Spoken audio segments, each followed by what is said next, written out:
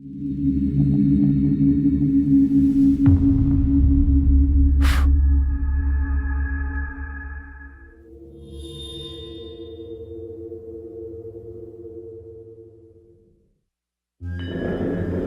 dit que dans chaque légende, il y a une part de vérité. L'histoire que je m'apprête à vous raconter, en revanche, est entièrement vraie.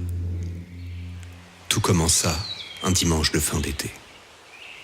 Je me promenais en forêt quand, soudain, un bruit attira mon regard vers le sol. Je vis alors, parmi les feuilles mortes et la terre, le reflet d'un objet circulaire en métal. Cela ressemblait à une pièce de monnaie, mais son apparence m'était en tout point inconnue. Je décidai de garder cet objet, afin de l'examiner un peu plus tard.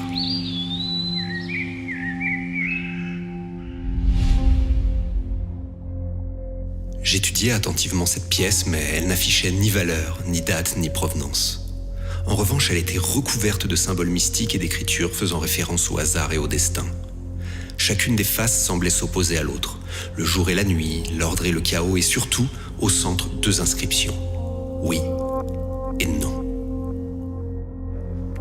Je me mis alors en quête d'informations, dans l'espoir de découvrir l'origine et la valeur de cette pièce. Je contactais des antiquaires, des numismates, mais personne ne semblait connaître ni même s'intéresser à cet objet. Sans réponse à mes questions, je décidai d'oublier la pièce et me replonger dans ma routine quotidienne. Ce soir-là, je reçus un message d'un ami m'invitant à une soirée. Partagé entre la fatigue et l'envie de le voir, je n'arrivais pas à prendre une décision. Soudain, j'aperçus la pièce dans mon champ de vision, et j'eus cette étrange idée de la laisser décider du destin de ma soirée. Après tout, cet objet m'aurait au moins servi à quelque chose.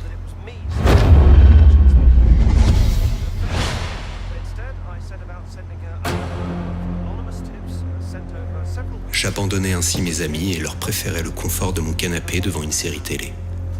Ce fut une nuit des plus banales. Du moins, c'est ce que je pensais alors. Le lendemain, comme chaque matin, j'allumai la télé pour regarder les informations. C'est alors que mon sang se glaça.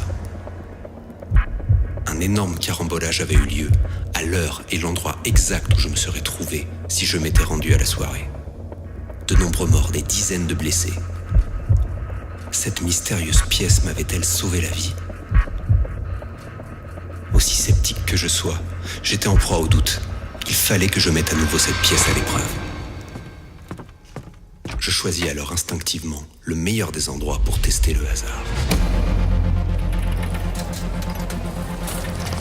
Pendant des heures, je laissais la pièce guider mes mises et mes paris. Aussi incroyable que cela puisse paraître, chacune des oscillations me guidait vers les bons choix. Les jetons s'accumulaient, mes gains devenaient irréels. Cette chance insolente ne pouvait être le simple fruit du hasard.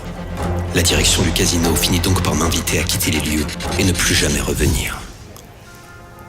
Une nouvelle vie s'offrait à moi. Dans un premier temps, j'utilisais les mystérieux pouvoirs de cette pièce pour gravir les marches du succès et me noyer dans les plaisirs faciles du luxe et de la richesse. Mais rapidement, la pièce devint indispensable au moindre de mes choix, même les plus insignifiants.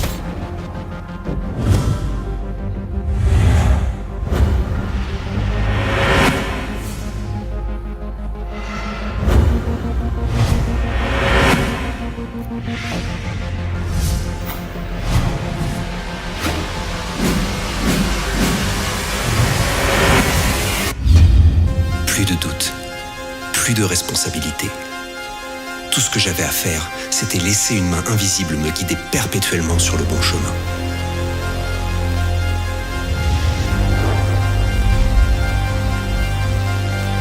La vie était devenue mon terrain de jeu, et grâce au secret de cette pièce, j'en étais devenu le maître.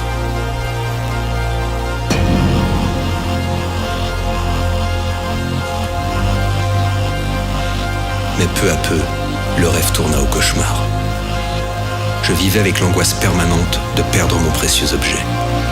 Quand il m'arrivait de l'oublier, j'étais totalement perdu, incapable de prendre la moindre décision par moi-même.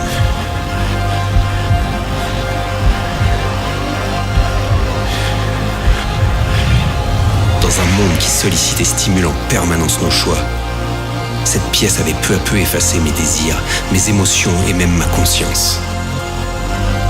Mon âme était devenue aussi lisse et froide que ce morceau de métal.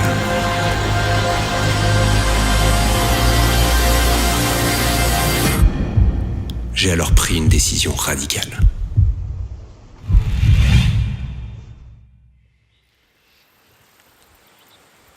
Pour récupérer ma vie, je ne voyais plus qu'une seule solution.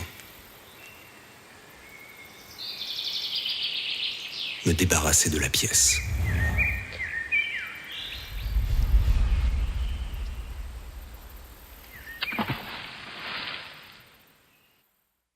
Les premiers jours furent difficiles, mais petit à petit, je repris le contrôle de mon destin.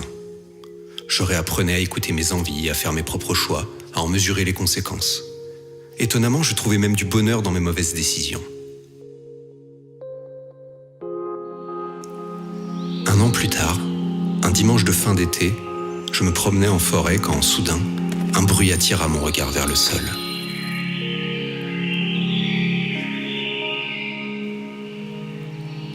Était-ce la pièce qui m'avait retrouvé, ou bien était-ce moi qui étais inexorablement attiré vers elle? Quoi qu'il en soit, nos destins semblaient à jamais liés. Je décidai de ne pas ignorer un tel signe, et je ramassai à nouveau la pièce. Cependant, elle ne guiderait plus ma vie, je l'utiliserais uniquement de manière ludique. Le lien indestructible entre cette pièce et moi resterait à tout jamais mon secret.